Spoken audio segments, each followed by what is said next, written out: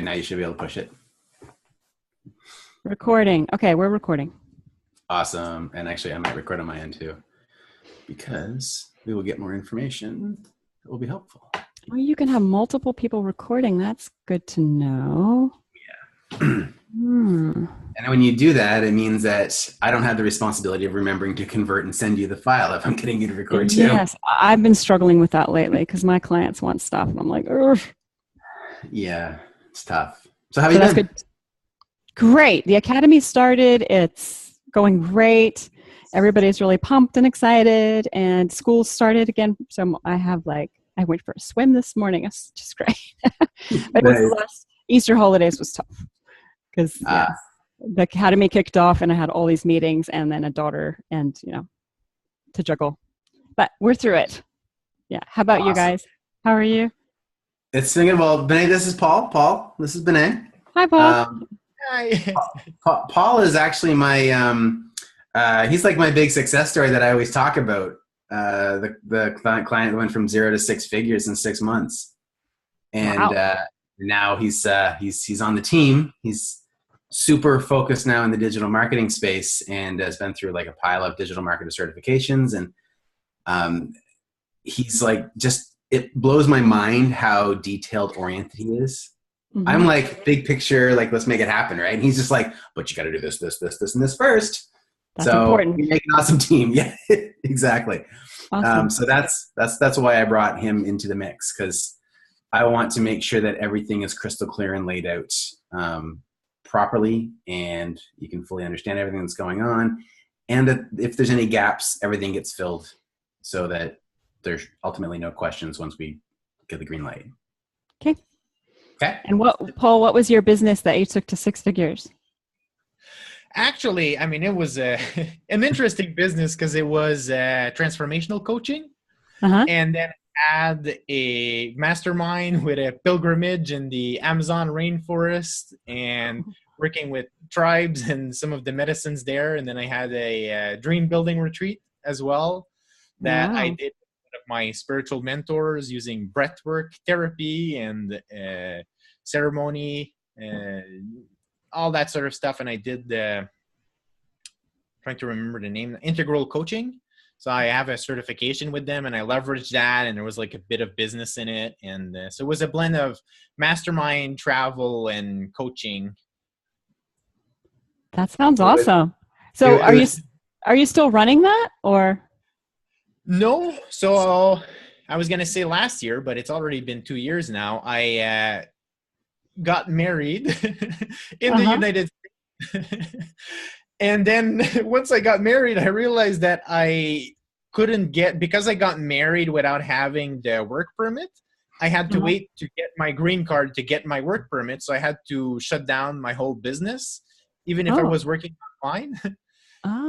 Unless I could hire a full-time manager and not be involved whatsoever in it. Otherwise, it would be considered immigration fraud. And I didn't, we weren't at the point where I could not be involved at all in my business for a year. Yeah. So I had to stop that temporarily. And then after that, that's where I really got into the technology digital marketing space. Mm-hmm. That's crazy. And where are you from originally? Quebec. Oh, okay. So I'm French. You're French. Okay. Wow, that's quite a story. No, I don't speak French. Are you going to start that up again? No, so it's convoluted, but I actually really like the marketing and technology space. So my background before I took that twist is I have a career as an auditor as well. So that's where the detail-oriented comes from. Yes, I'm actually like a CPA auditor, believe it or not. And my wife still does a lot of spiritual work with the Inca people in Peru, and then we're going there actually shortly now, and we're going to do some work there. But I'm more doing the spiritual as my own path rather than mixing that with the business stuff. Got it. Uh-huh. But I do work closely with a lot of people that are in the spiritual sphere. So with the Akashic records and in the prophetic realm, and then energetic allergy healing, and then sacred soul alignment. And it's like, wow, like they're all coming to me now. Perfect. No, that's it was quite a memorable story. Well, I'm glad I asked. Thanks. I think Paul is one of the most interesting people that I've ever met. Okay, I can see why. Yeah.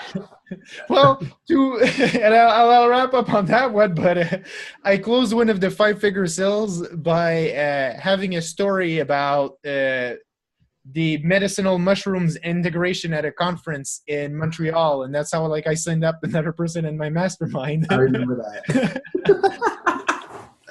Crazy. Yeah, Cool. that's awesome. Thank you. I like having a little bit of context, so that's just awesome. That helps. Yes, the out of the box auditor. Yeah, tell me about it. Never could have guessed. I've known an auditor once, and he was wow.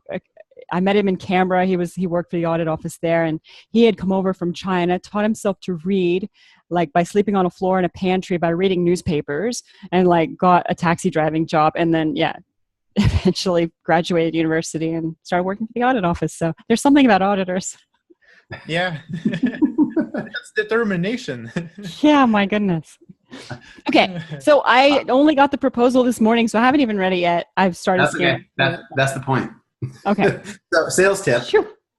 Sales tip: don't let somebody go through your proposal without you there to answer questions. All right. Yes, sir. So I actually just sent it literally 5 minutes to the hour on purpose. Oh, great. Okay. Okay. Good to know. You didn't miss anything. Okay. Perfect. So at any time, stop us. Ask any questions you want. We're going to have some questions going through as well, because this is a framework, and technically you can consider it complete.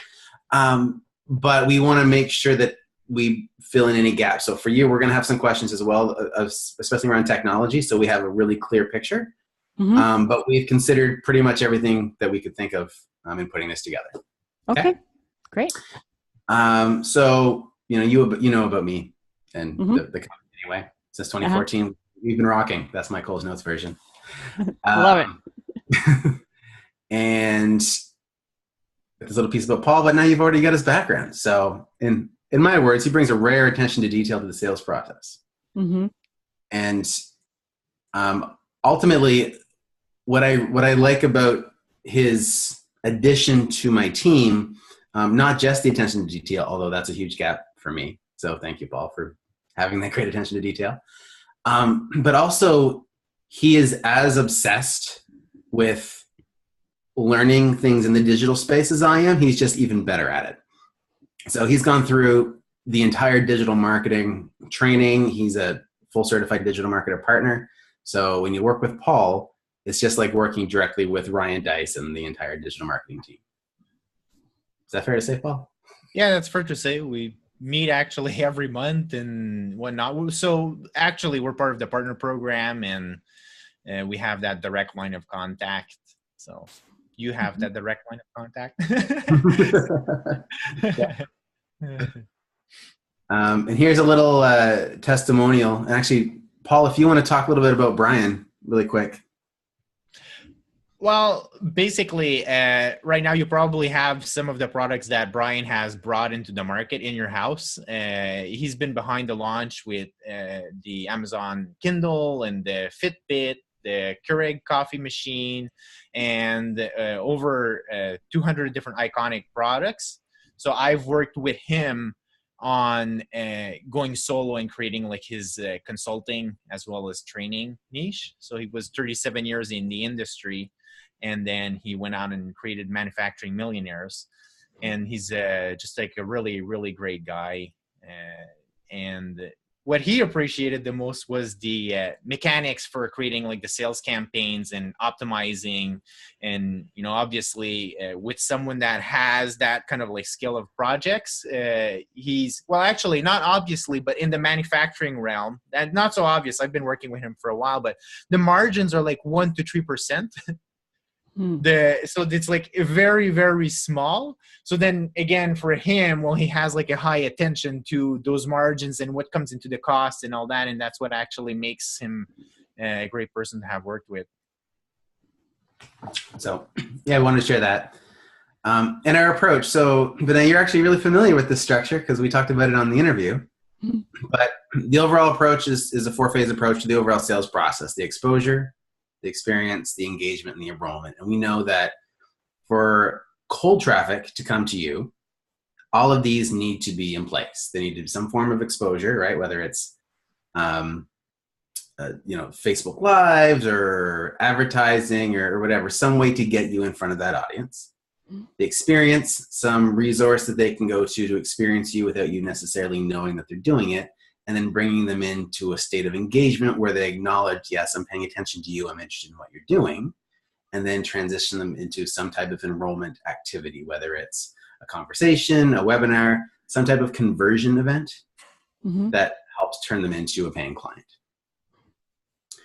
And so basically what we're going to do is take what you have in place right now, and we looked through it, and I know there's some shifts that we need to make, obviously, in the setup that's there now, right? But we're going to identify what we can use, what we have to kind of start from the ground up and build it out so that we make sure that each of those 4 areas are covered. Less on the exposure, right? We talked a little bit about how I could guide you through some Facebook ads, but we don't want to be solely responsible on the traffic side. Okay. But everything else, I don't think our first problem is traffic. I think it's really retention. Yeah, perfect. So we want to make sure that the funnel makes sense, because we want to work on the people that you have signing up now for trials to Life Coach Office and retaining them. But we also want to make sure that the process they go through going forward warms them up to the point where they're even more likely to be retained. So it's not just about the onboarding part, it's about the warm up in advance of the sign up as well. Okay. Yeah, I see that. Awesome. Yeah, we've also been heavily involved in membership programs in the insurance field. So they were having like really hard retention, like 20-30% retention month over month, meaning like almost 8 leave. And then now we've been able to climb that and around like 86% retention rate, which is like really drastic improvement. And all of that is part of that experience. And that's part of what we'll be taking a look at together. Good. Yeah. So they went from, what'd you say, from 20 or 30 to 80%, you said? Yeah, it's like 80 to 86. And before, it's like month over month, it was like 20 to 30%. And I just saw now one of, I don't know, I don't think you can call him a competitor now because there's affiliate partners. But I saw under the hood of the affiliate partner, and he has the 20 to 30% industry average in it too. And you can just imagine getting like an insurance agent to sign up for a training subscription and keeping that, how difficult that might be. Yeah, exactly. Yeah, and the major issue was consumption, which I see Benet. It's Benet, right? Yeah, so like one of the things that I see for you is we really want to drive them to have that consumption piece as soon as they walk through the doors and they have access to your trial or whatever we're going to give them for the program. Because if they don't consume it, that's going to be why they're dropping off. So it's just kind of like when you go at the restaurant and then you order an entree, it can be the best one, but if your plate is still full, you're not going to order like another one. You're going to think, oh, well, I have leftovers. And with the subscription, then that's kind of like where the road ends. At that point, you're not going to say, oh, yeah, like keep piling them on and send them to me. But at the sushi bar, if you actually finish it, then you're like, yes, bring. And then it goes crazy, right? And then people keep eating until someone is stuffed. Then the whole party stops ordering. Okay. Nice analogy. And I think with Life Coach Office, we have a huge advantage too, because we know that once somebody has a client set up in the system, their retention skyrockets, right? Like you said, it was nearly 100% if they've got somebody in there, right? Yeah. That's the big thing. I mean, coaches really, they want to coach and then they get all their business stuff going and then they have no clients. Yeah, exactly. Yeah. So that's going to be a big part of the process, because we want, and I've got a number listed down below, and actually we might increase it above the stat that I have, but ultimately we want to create that experience so they do have what's necessary to get that first client and get them set up. Because I mean, we've both been in all three of us have been in the coaching phase, and the reality is most coaches are broke, right? And not only is Life Coach Office a nice tool to be able to store and track notes and have all your courses and things in, but if we do this right, and I'm confident that we have the team that can, we're actually going to be completely changing the game for the coaches that use your product, because it's no longer just about the tech. It's about the entire experience and what Life Coach Office did for their business. Right. And I think that's really, really the shift. Yeah. But so I'm wondering if I can interject, and because Jeremy did share a lot about the project, but maybe in your own words, Benny, if you want to share a bit about like the vision of Life Coach Office and, just share a bit, that would be appreciated. The vision of Life Coach Office. Well, it's shifting. It's shifting to something bigger.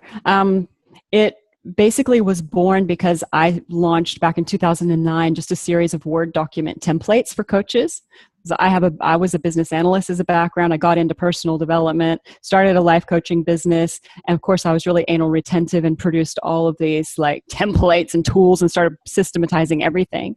And then one day, somebody who brought my templates was like, "Oh, I really love an online version of this," and I was like, okay, I don't have one. So I went out and did some competitor analysis for him. And I was like, oh, but these exist. You could use that. And he's like, actually, I'd prefer that you build me something.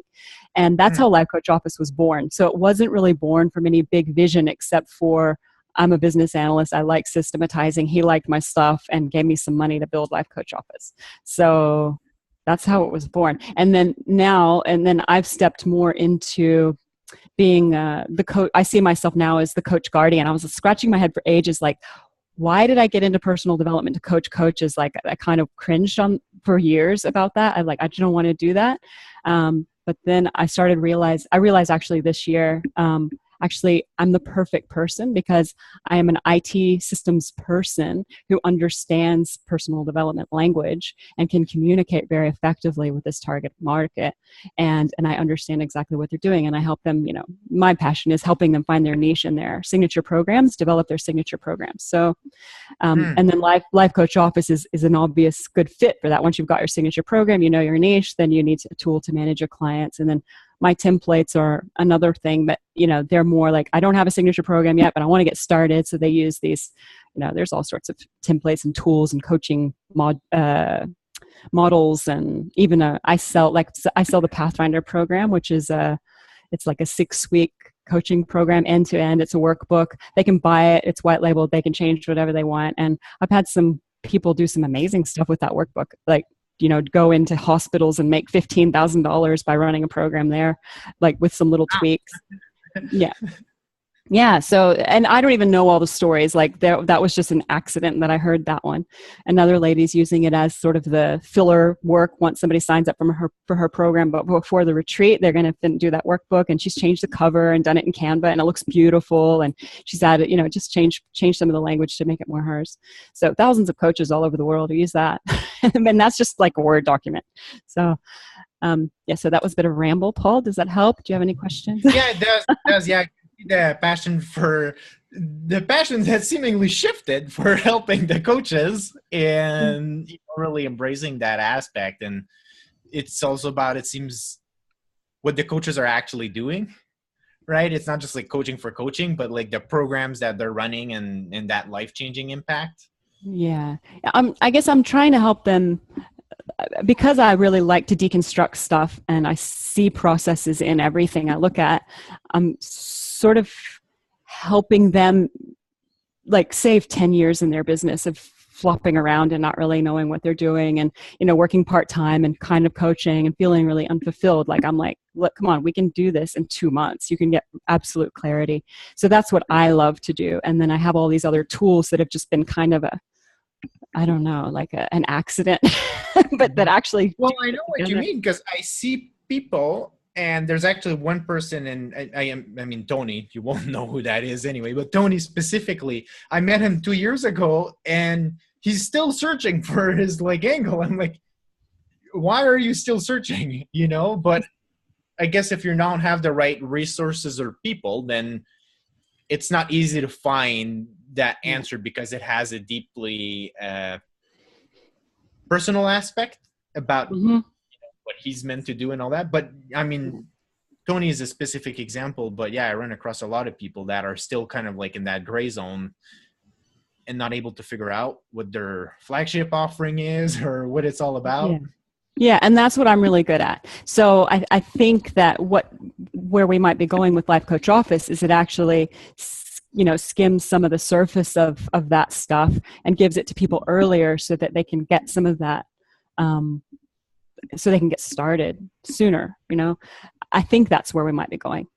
Yeah. Well, fulfillment in the technology is a major barrier to a lot of them. Okay. Huge. So if we can help with some of that too. Yeah. But yeah, that did answer the question. Okay, sure. Right?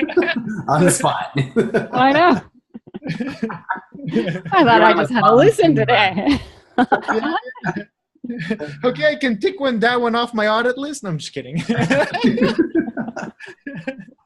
Okay, Benet, so far, any questions?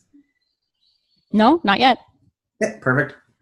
All right, so basically what we have here is I've got the whole process mapped out over a 12-week period. So I've got suggested timeline, minimum 90 days or 12 weeks, because that's really, I think it's going to take to make sure we get it right.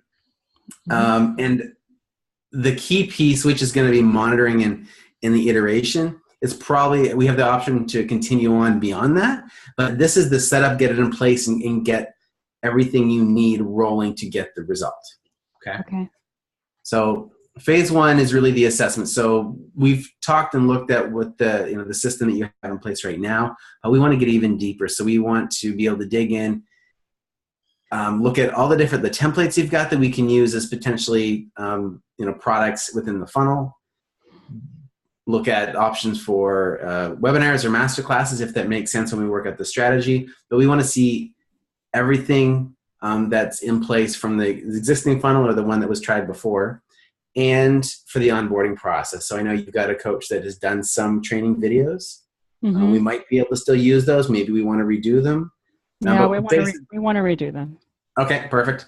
So it's I want to redo everything. It's all very old. Okay. That's cool. So that's really going to be week 1 and 2. Is us going through everything, saying, okay, what do we have? Oh. Oops. Can you still hear him? No, he froze. Okay. I wasn't sure. Over to you, Paul. Oh, here he's back. Okay. You're back, Jeremy? Oh, sorry. I was telling Paul. You were like...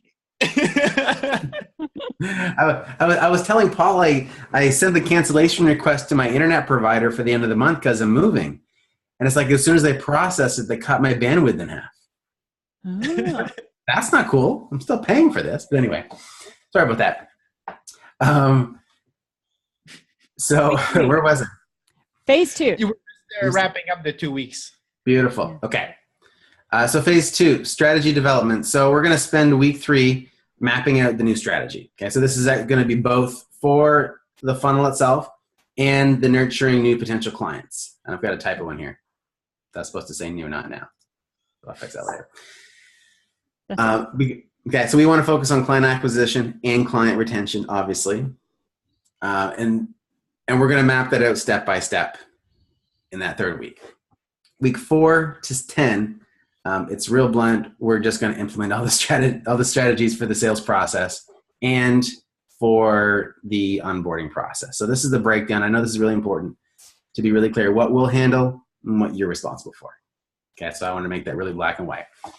So this is us mapping out the whole process for the funnel. So landing page sequences, where's the lead magnet, where's the thank you page, step by step, all the way through. Email sequences. So what's the follow-up email look like? When somebody does this action, what's the email got to look like to help push into the next step?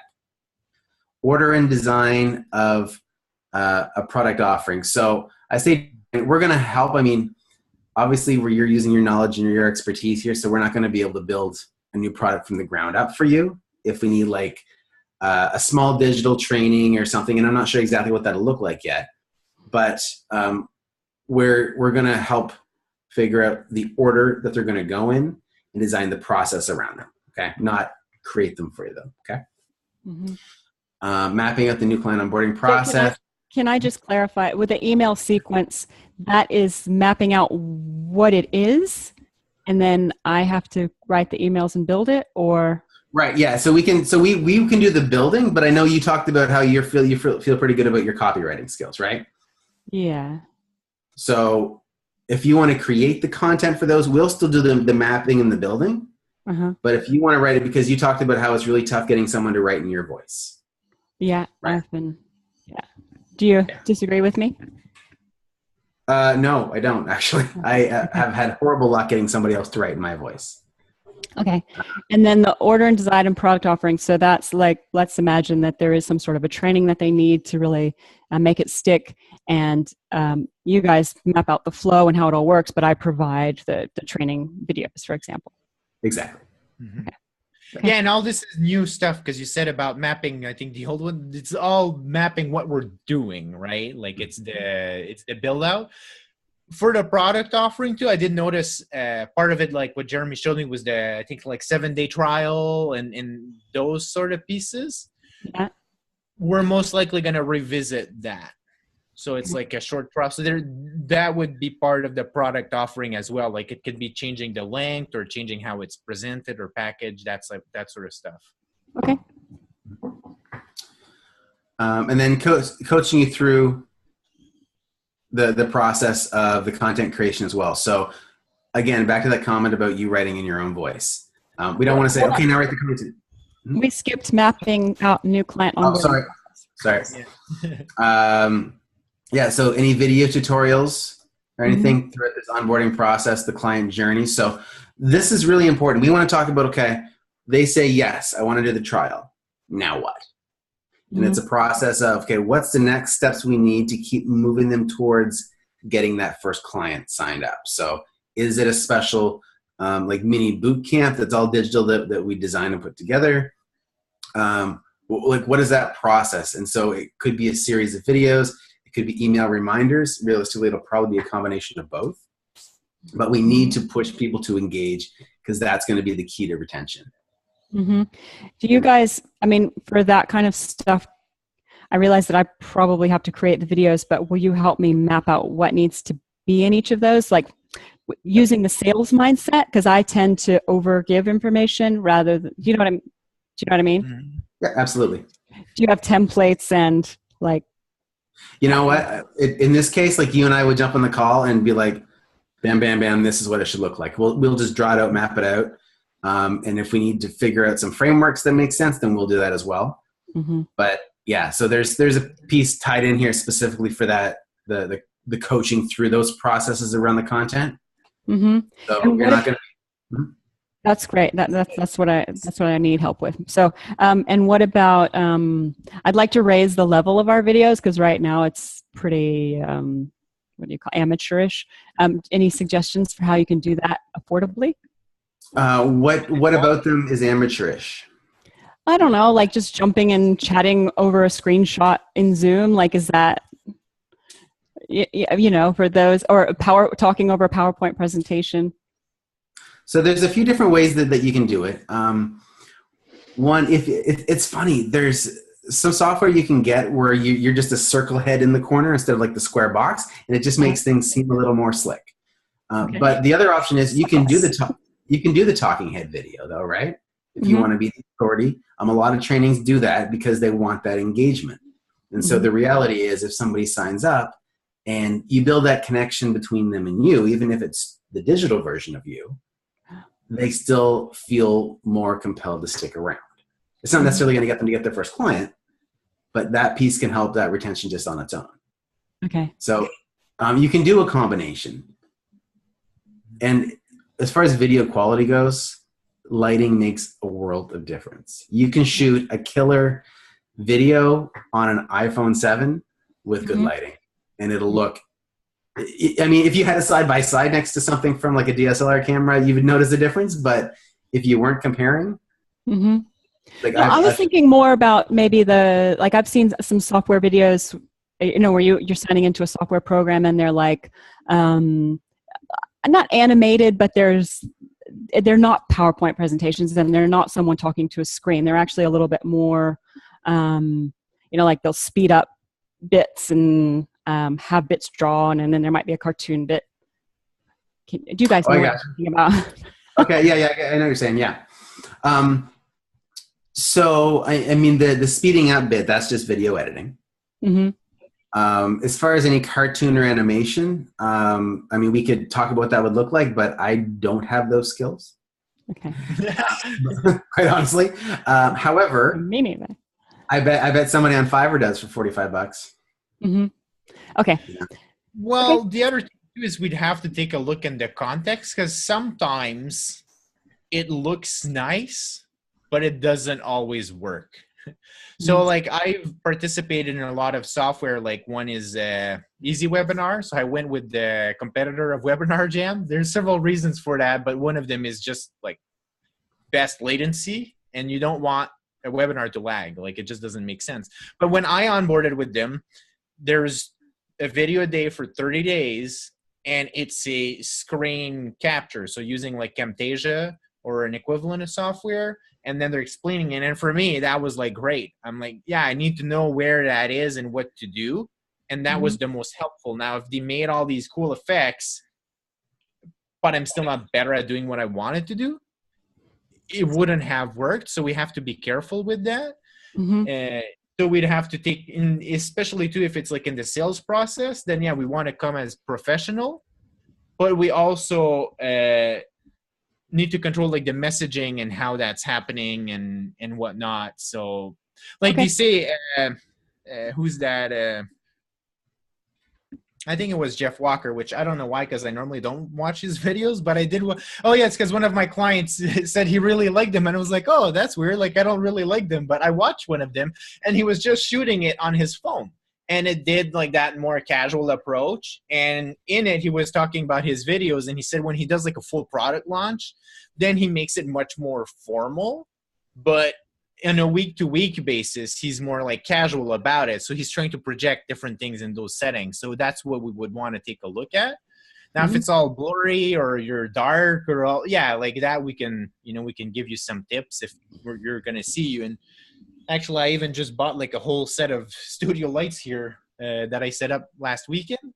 And it makes a huge difference. And the basic kit was like $130. It was like super cheap off of eBay. And then for your audio, I have it set up, and I'd be able to guide you through it if you need to. I did podcasting for a while, and I've got a top-ranked spiritual podcast somehow. But all that to say that I have like a mixer and a microphone and a computer mixer, and I'd be able to guide you through that process if you're having some challenges with the audio setup itself. Do you have a Mac or a PC? I have a PC running Linux. Okay. Yeah. I'm an open source girl. Okay, well, we're good. As long as it's not a Mac, we should be okay. Yeah, no, not a Mac. Okay, yeah, because the mixer that I use doesn't work with Macs. Okay. Now, and my husband's all into that music. He's got a music studio, so can probably with some pointers, yeah, get pretty far. Yeah, because I just use this, like that's all I do. Or I have a Rhodes lapel mic too that I use sometimes. That's it. Okay. And then the other thing, I probably would want to use Kim in some of the videos. There is a possibility that I will sell my business at some point. So I'm kind of making that shift to about less me and more, universal coaching systems, even though of course I'm a part of it, but as a founder. Awesome. Okay. Cool. Do you have a timeline for a sale projected? No, not yet. No? Okay. Not yet. But that's good information to know in the communication, right? If we won't make everything come from you. Yeah. Well, and I think, and people are really, they love Kim, and that because she runs all of Life Coach Office. She runs the Facebook group, and like, yeah, I hardly ever get involved in it, and it's working fine. So I think it's really good to look like, I mean, we are a bigger company, and I think with the offerings we have, that it's actually fine to position like that, but with a bit of a personal touch. Awesome. Perfect. Okay. Okay. Do you have any? Any more So we questions? were mapping out the new client onboarding process, the client journey, the video tutorials, email sequences, coaching you through content creation for landing pages, email sequences, webinar. Yeah, got installing tracking codes. That's good. What I handle. Should we go there? You should go there. All right. So accompanied by our coaching, you'll be responsible for the actual content creation, so the landing page copy. So we'll coach you through it, but we want it to be in your voice. Mm-hmm. Email copy. If we do a video sales letter, and I don't know if we're going to need that right now, but you'll need to write the actual script. But again, we'll coach you through it. We can give you some structure, some guidelines. Any necessary development or creation of new product offerings, which is sort of if we need to create a boot camp or a training, things like that. And any educational or tutorial videos. Mm-hmm. So it basically just mirrors what was above. Yep. Okay. Any questions about that? No. So that is week 4 to 10. Okay. Yeah. Mm-hmm.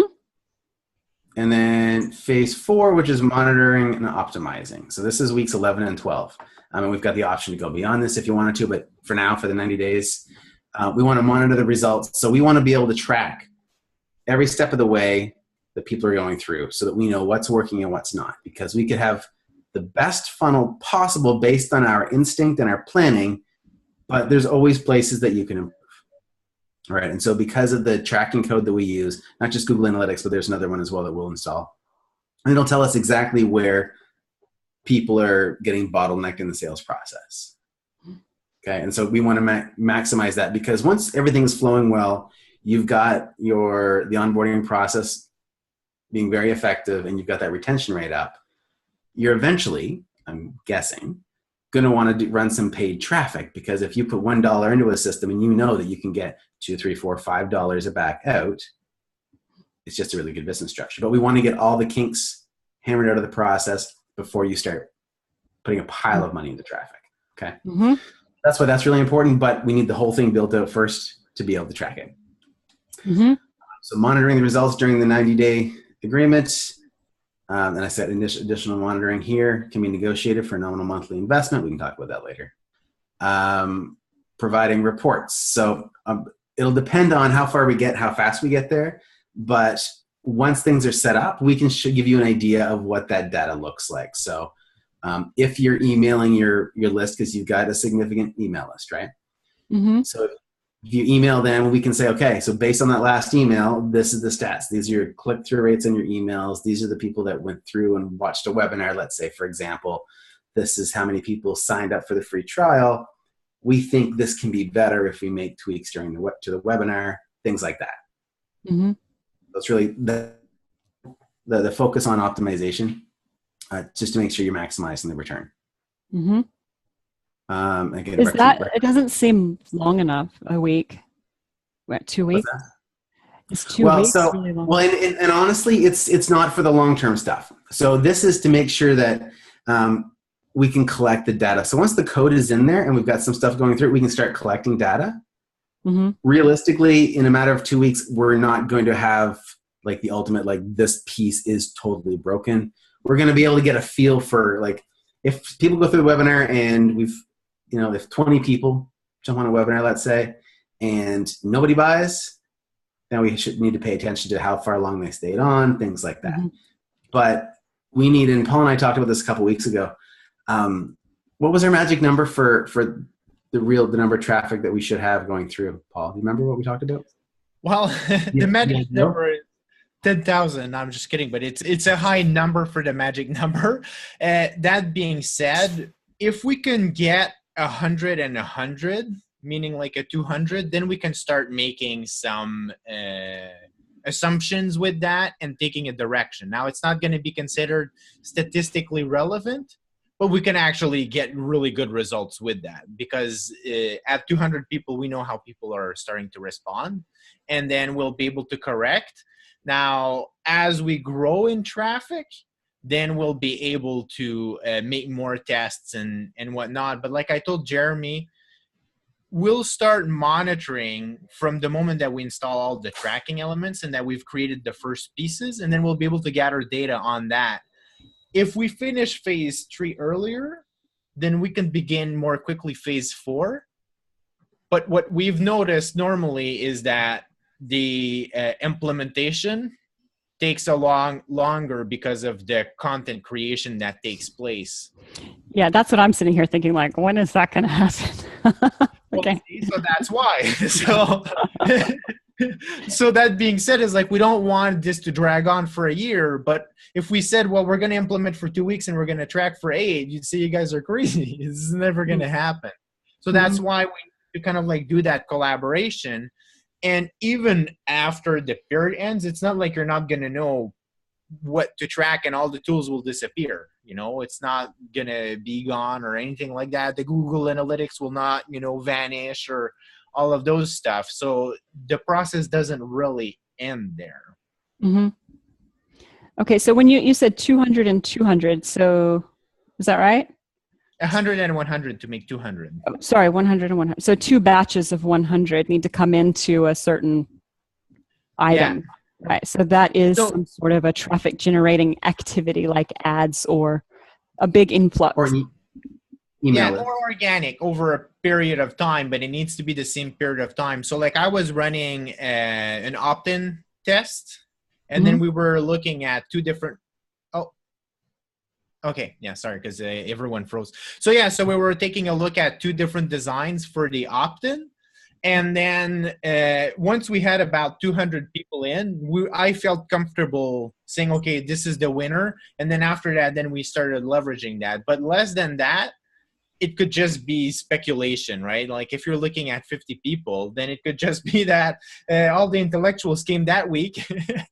And then we're going to base our assumption on that when your market is really all full of emotional people. So we don't want to reach a conclusion too early. But once we have 100 and 100, if we're testing it at the same period, it's fine. So if we stretch it over 2 weeks, then we're good. But what we do not want to do is sequential testing. Meaning we test variation 1, let's say for a week, we stop it, and then we test variation 2 for the second week. We don't want to do that because then it's not necessarily the same audience in those 2 weeks. So we can prolong the test conclusion. That's fine. Okay. Anything else? Ultimately, from this piece here, the reports, we want to give you the feedback as far as the traffic goes and the results. So you've got the stats. But again, we're going to show you how you can use the Google Analytics. So you can get those yourself after the fact if you want. Because it's you're going to be your Google account. So you can go in and take a look at the numbers if you want. And around the traffic generation. So we're going to provide the coaching around the traffic generation. So if you do say, you know what, let's do some Facebook ads. I can talk you through the process, things to consider to make sure you maximize the targeting, things like that. I don't want to become the Facebook ad manager necessarily, but I can guide you through getting you started so that you're not throwing your money out the window. Okay, because you're typically a Facebook ad manager is going to start at $1,000 a month just for a person. Okay, and am I going to need one of those? It's going to depend. I mean, once we have everything up and going, and if you know that you can put $1 into a good Facebook ad campaign, and it can spit out 2 or 3 or 4 or 5, then it can be worth it. You don't need it if you continue to build your email list organically. It's just a matter of how fast you want to grow, I guess, is the short answer. Right? If you want to have crazy big results, you can definitely lean on Facebook ads or even Google ads if you want to. But there are a lot of organic traffic approaches that you can do that won't go quite as quickly, but doesn't require the upfront investment of a regular manager. Okay. So I know that you mentioned earlier that you felt comfortable around the traffic. So what is like the main sources right now that you're using? It's really organic. We get, I don't know, we get about 5. Yeah, we get 5 subscribers a day. The podcast is, I guess I've been going for a while. So a lot of people say they find me when they do a Google search. So, what are they searching for? Signature program, coaching business. So, I mean, and the reason I say that traffic's not the biggest issue, I mean, obviously if we need to generate 200 new leads to test something, then okay, then we need to focus on traffic. But in general, like if we could just keep more of the people who are coming in, then yeah, we're looking really good. So, well, when you say 5, is that people that actually sign up, or is that's not visitors, right? That's like signups, or yeah, that's people who opt into the list. Right. I haven't done any serious data mining of my active campaign account in a long time. So, but yeah, we get subscribed. We get, people join and then people leave. And I don't do any marketing except for I have Facebook groups, and I'm active on Instagram, but like I have 200 followers, so it's not. We need all of them. Yeah, we need them. Everybody click this link now. Yeah. Yeah, I don't know. It'll be interesting to see when you guys start your analysis phase, what you turn up. Maybe I'm just completely insane, or maybe I'm sitting on a good thing. I don't know. Well, the great thing is you can be both. And there might be both. most likely. Okay. Well, the fact that they're finding you though through traffic that's really, really good. Yeah, I don't know. I'm taking a look at universalcoachingsystems.com, right? Yeah. Okay, yeah, because so I do some SEO work as well, and I was just like punching it in the tool, and like you've got like over 4,000 backlinks from 100 different domains that are like referencing you. So that's actually like quite substantial. Okay. To have like that many. So there's actually like a network that is ready, and we could even take a look. Like if you don't know who all those are, we can make a list, and then we're like, oh, by the way, all these people are pointing to your site as a resource. So then those are potential avenues for either affiliate or like a win-win type of thing. I scratch your back, you scratch mine, or whatever. But there's like 100 domains. Now, presumably they're not all one person, but in theory, we've got like 100 different businesses or people that might be able to support your growth there. And I'm looking here. It estimates that you're getting like 1,300 organic people to your site per month, which is 900 through just like search queries. So we've got like still a decent amount of people coming through, and your volume is really increasing. Yeah, actually, what happened in March? There's like a March. Yeah, because in March basically gained. Let me just compute that, and then I'll stop my big analysis. But you increase backlinks. So backlinks is when someone else has a link to a page on your site on their site. That's considered a backlink. Okay. So let's say that on Permission to Sell, he had a link to Universal Coaching Systems. Like a podcast interview, maybe? Yeah, that would be not a bad link. That would be a backlink. So in March, you increased by 37% the number of backlinks to your website. I have no idea. It's like 37% more people are linking to you now in like 1 month. That's why I'm like, oh, like something must have happened here. Oh, March was the month that you interviewed me. No, I'm just kidding. Yeah, it was. Well, it wasn't just that.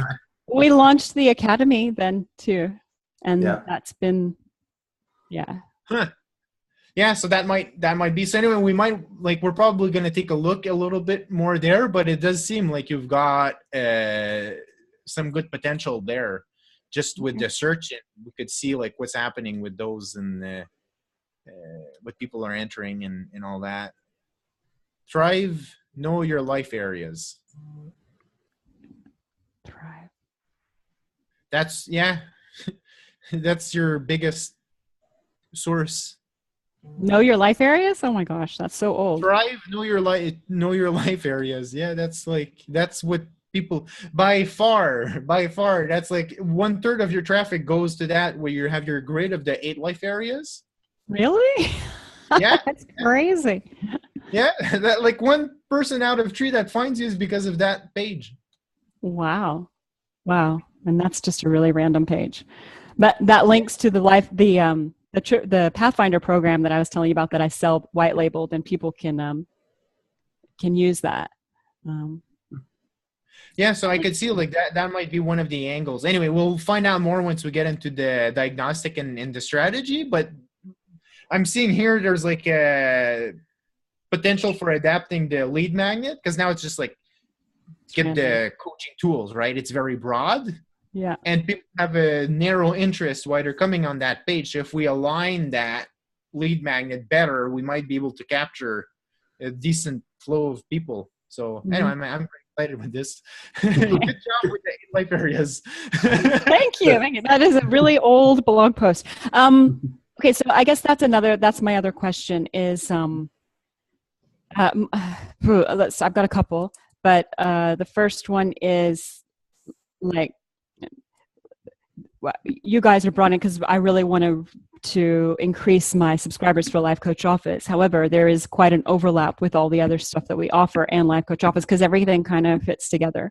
So I was curious about how you guys felt about that overarching product suite. And like my freebie is, just these free samples, and it's a bit vague. And anyway, that's my question. Yeah, and I think that the key piece is going to be how we put them all together, right? Because I think ultimately LCO becomes your continuity program, right? You want every one of your clients being in Life Coach Office because that's going to be recurring forever and ever, right? Yeah. And whether they sign up for your signature program, of course, or they do the academy or whatever, or even if they just buy some of your templates, right? We want to make sure that there's a path for them to at least be exposed to the opportunity to join LCO. Yeah. Because ultimately, if you want to sell your business, whenever that's going to be, the magic number when you would evaluate your business is going to be on monthly recurring revenue and annual recurring revenue. And LCO is going to give you that. And you're going to be able to say, by the way, this is how much we make every single month. And because these awesome guys that help us, we have a crazy high retention rate. So you can look at this number, and I don't want to guess the multipliers that somebody would use to evaluate your business at that point, but it will make it look very lucrative because people love buying turnkey businesses. Yeah. Yeah. Right? I can see why. Yeah. So, but that being said, we'll need to build that kind of like breadcrumb trail to get there, because just seeing that where you're getting a third of your traffic to drive know your life areas.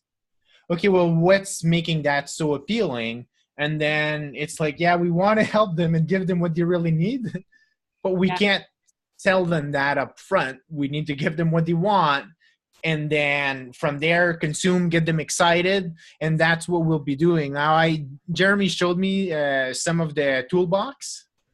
Well, I call it the toolbox. I mean, the exact name is the professional coaching tools, or the tool samples. The tool, the samples. Or do you call it the toolkit, or what do you call it? I have a toolkit, a starter kit, and a Pathfinder program, and then you can get them all together, and that's what have I called it? A coaching kickstart pack. And then there's a subset of those that are in that freebie right now. So what I noticed, and he did send me like a bunch of documents and whatnot that came with it, is that it was too broad to get people to consume it. Yeah. So it's almost like we're giving them too much. That analogy with the plate, it's like, wow, like there's like too much food here, and then people don't know, and it would all be foreign food for them, different cultural context, because they're not used to all the tools that you're giving. So then they're like, oh, maybe I'll taste one, but this is starting to be weird a little bit, like I'm not used to Asian, I'm not used to that. Oh, what's that sauce? Oh, that was like really spicy. What's going? So what we want to do is like tame it a little bit. Yeah, no, that sounds great. Yeah, it sounds really good. And like the thing that when you were talking about that post that's getting the most traffic, like I don't even know from that one if there are even coaches. So there would need to be a filtering process, because some people could just look at that because they're a client, and they're interested in life coaching in general. They might not actually want to have a coaching business. So.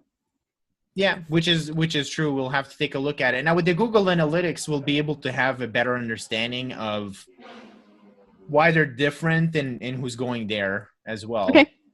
Okay. All right. So that answers my question about, so it looks like you will be actually looking at the whole picture, not just Life Coach Office. which is good because I've been a bit fragmented and disjointed as these products have and sort of solidified in my mind about how they fit together because they've just kind of evolved by demand. And the other thing is my time. It sounds like it's going to be quite a lot of time in weeks. When are we building content? That's 4 to 10. 4 to 10. 4 to 10. That's a lot of weeks. Okay. So 6 weeks. Okay. So I just need to think about that. 6 weeks.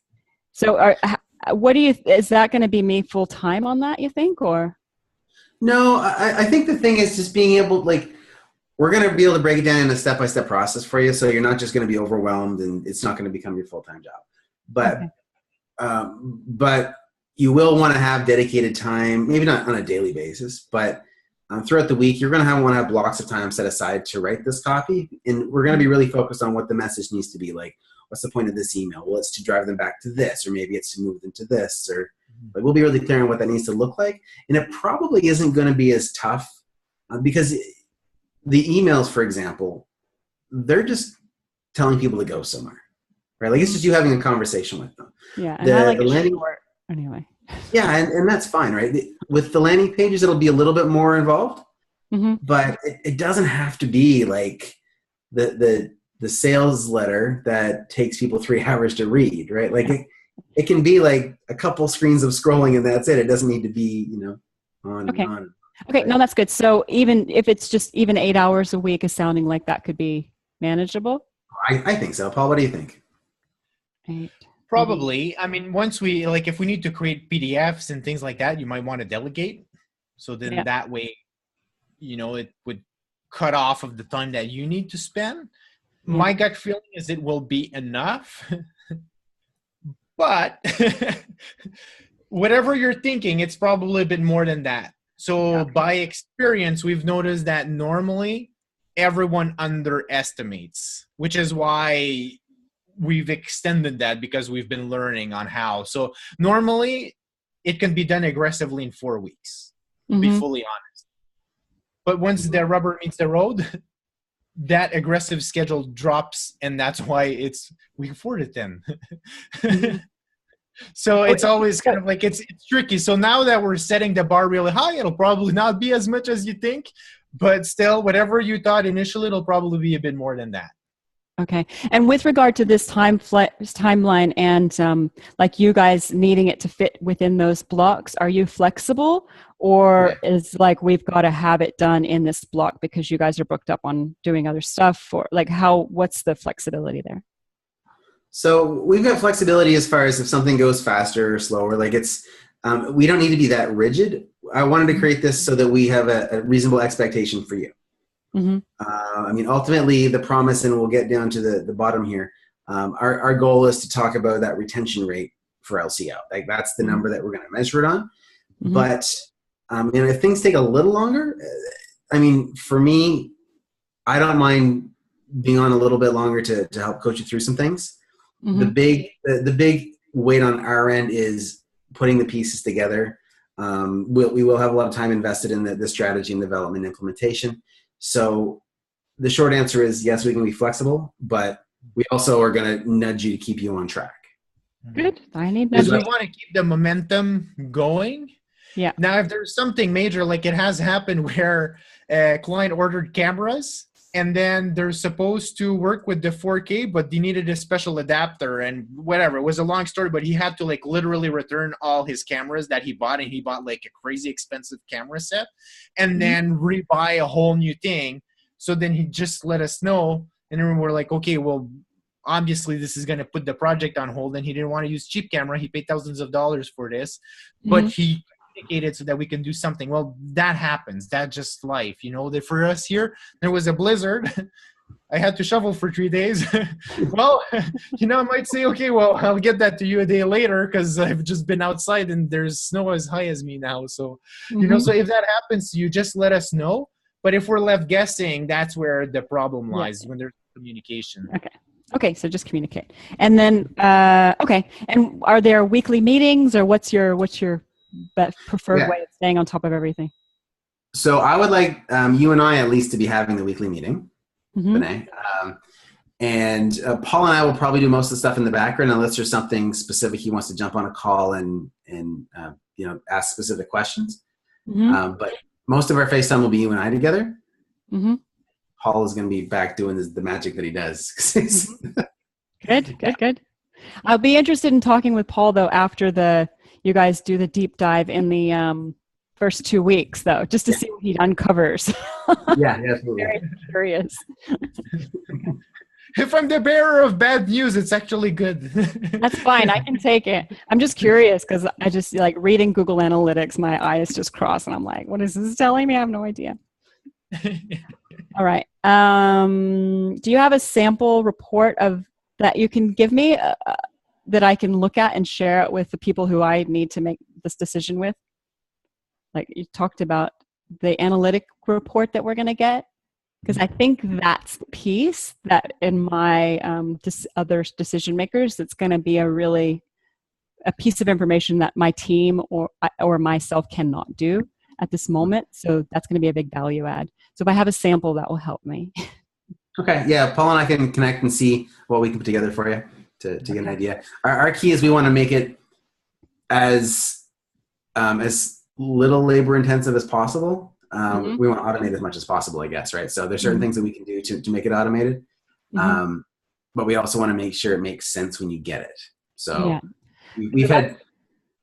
Yeah, go ahead. We've had like dashboard softwares where it just shows you the numbers, and if you understand what you're looking at, it makes total sense. But then there's other people in the past that have looked at that data and said, just tell me what it means. But that means there's a conversation around it, or there's a lot more. Yeah. I guess... I'd like to get a better feel, maybe it doesn't have to be a sample report if that's not possible, but some more clarity on what will be in that report and what I will be able to get from that information in an ongoing, like how is this going to help me improve my business? That's what I want to know. Yeah. So we can definitely show that. One of the things too is like we'll be able to meet with you once the report is produced. So then, like we're saying, we can walk you through and help you understand what all the data means. I mean, you have it seems like the analytical background a little bit, but still, I mean, we don't want to just be like random numbers.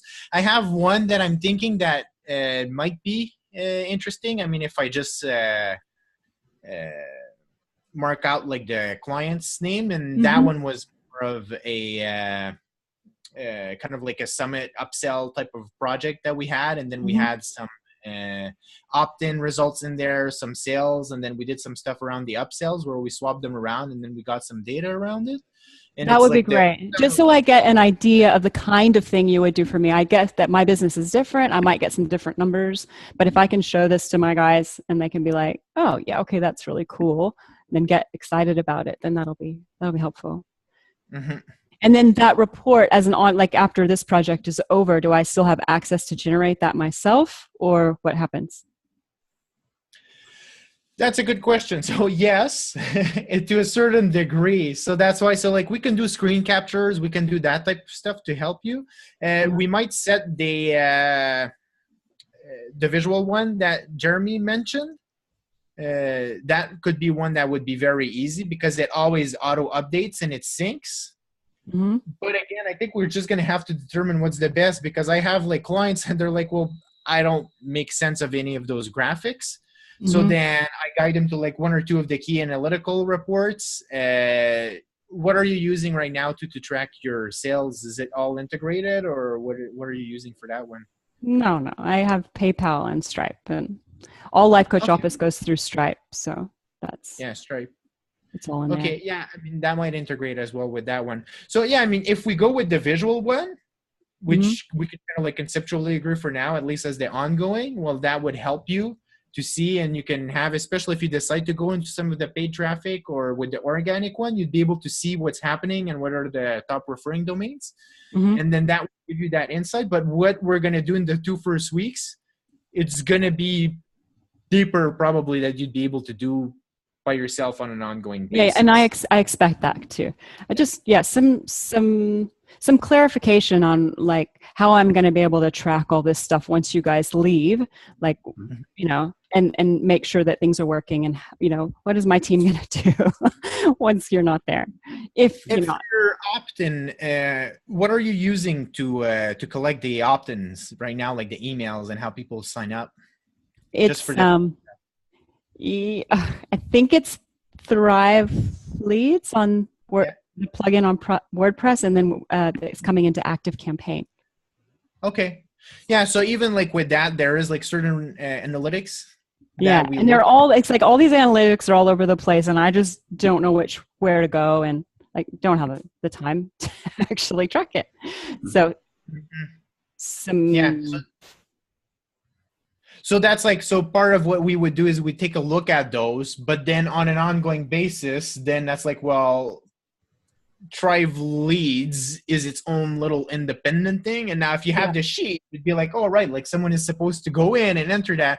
So you might, like, if you wanted to fully manage it yourself, some of those pieces, maybe there's like a more like a clerical or like virtual assistant type of person that can do some of that. Or otherwise, we can take a look at changes in software, but I don't want this to be, I don't want that to become the focus of the project. So like Opt-in Monster is like one that I really like to use because it integrates fully with Google Analytics. But now it's like a different tool. So is it really worthwhile changing all, you know what I mean? So it's a drawback between that and then just having like a clerical person. Oh yeah, you take that and then you move it to that spreadsheet, and then that's like the master sheet where we can track things. So we'll find a way that works out, but we don't. Yeah. So anyway, my website person actually might be able to, if she's guided and knows what numbers we need from where, she could probably go through and pull that together on a monthly basis, and she would like that work, I think. So, and we do a lot of screen captures in our work. Okay. So that could be a way forward. Yeah. As long as you guys can guide me. Yeah, I saw you clicking that weird little icon and that tick box, and then scroll down here and that, and there was a special option that appeared out of nowhere, and that generates a report. Well, seeing it right is way better, because even explaining it, I'm like, how do I even write this? Let's just watch this thing, right? So we'll work that out.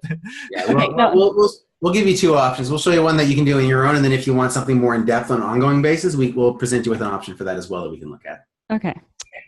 Great. Okay.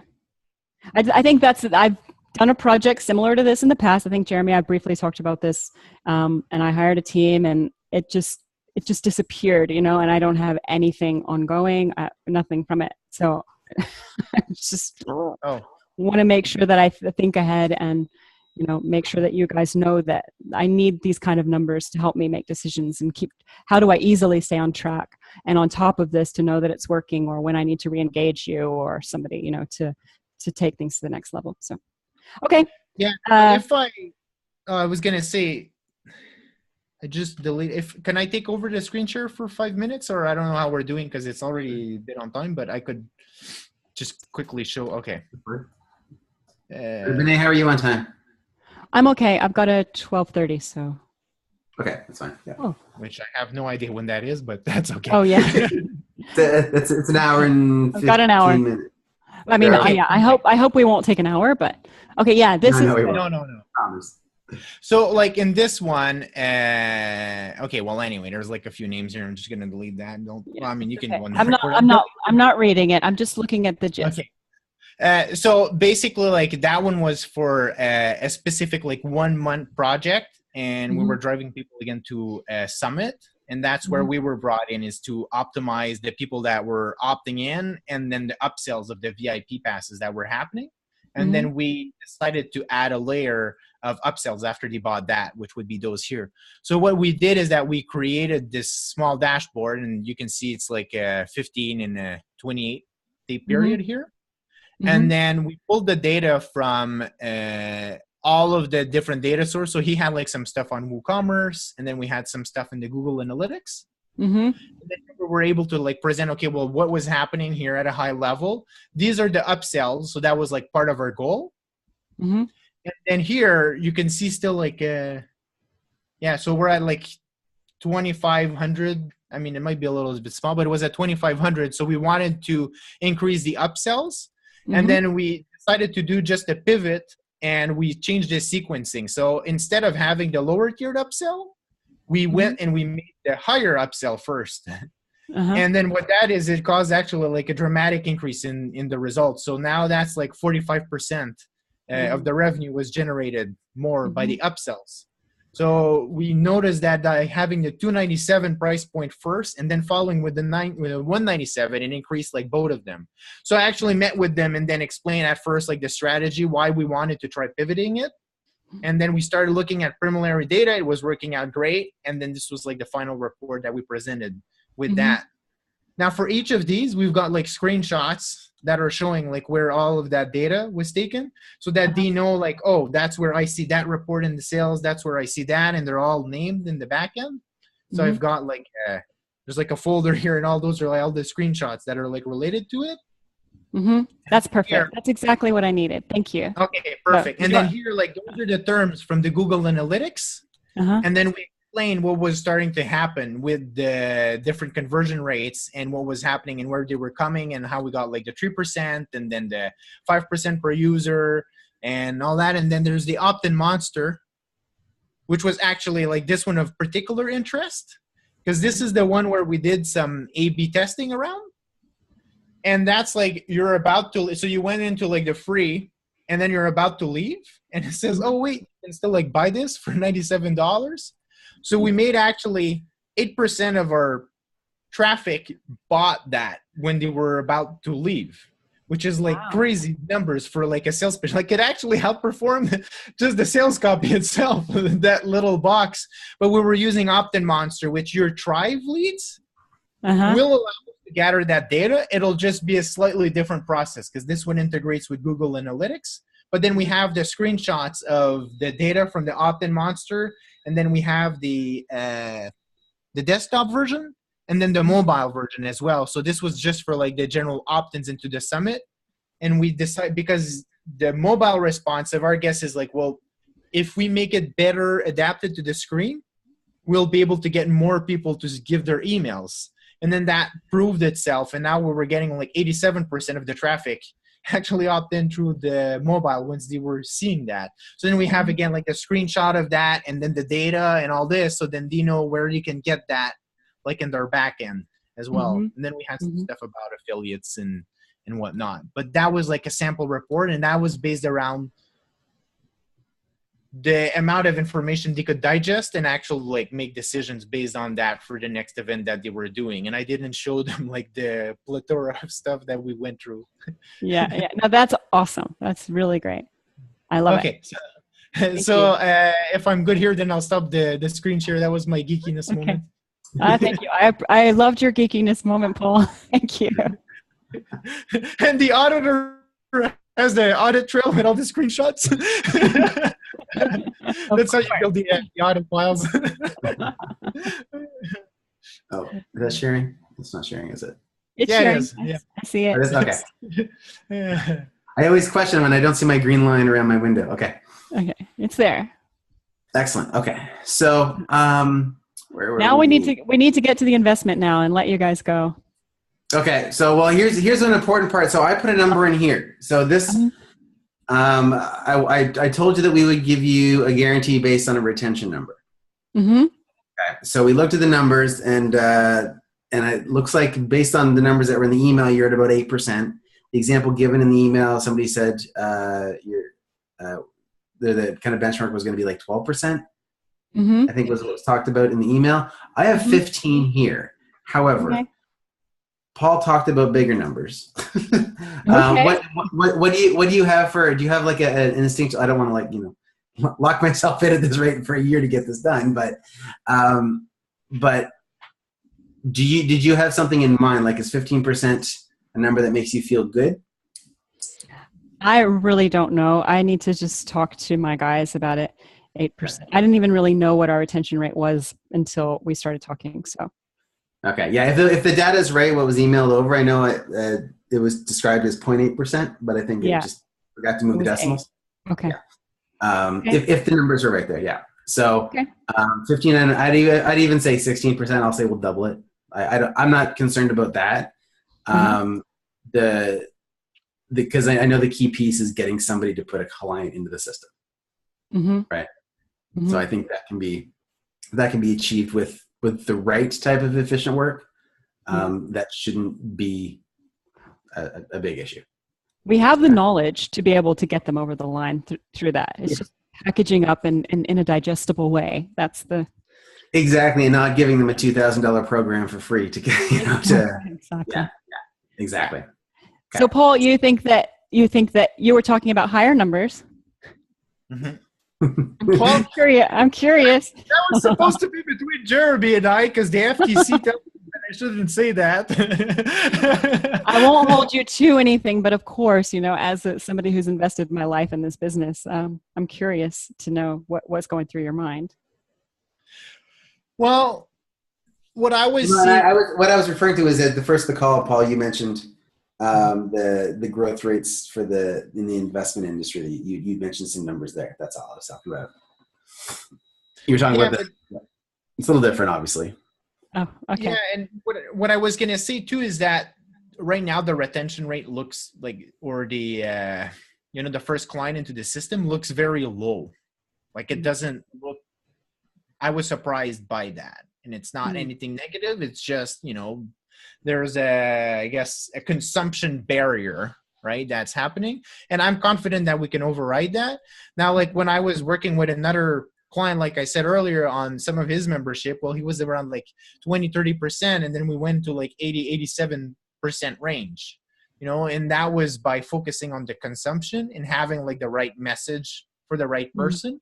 So being at 15%, I'm like, that should not be difficult. And that's essential. I mean, unless the numbers are wrong, but that's essentially doubling the business. That's why I'm like, oh, I can stand behind that. And even with digital marketer, that's our mission, is to double 10,000 businesses over 5 years. And I think we have 3 years to go. So that's kind of like what we like to do. Now, if we hit like 20%, I think that would be good. I would be comfortable with that, but I don't want to lead you on as well, because I'm sure that there's reasons why it's 8% right now. Yeah. And we're still talking about 90 days. So when I work with my copywriter, that's actually quite funny, because he told me about something about 90 days. And I said, no. Like if we make that promise, we need 12 months. So by continuing to implement the strategy that we'll be doing together, you should see a rise in this number as the months evolve. And then as long as we keep a finger on the pulse, then we'll be able to continue that growth. So that's why I'm thinking, well, if we look at a 12-year period, I feel comfortable tripling the business. 12 years. 12 months. 12 months. 12 months or 12 years? 12 months. 12 months, yeah. 12 years, that's a long time. I mean, if we just scroll down, you'll see the 12-year contract you're about to sign. No, I'm just kidding.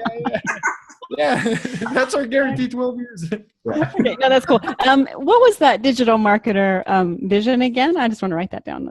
Yeah, it's to double the sales of 10,000 business over 5 years. 10K. And that's what Ryan Dice is holding us accountable to.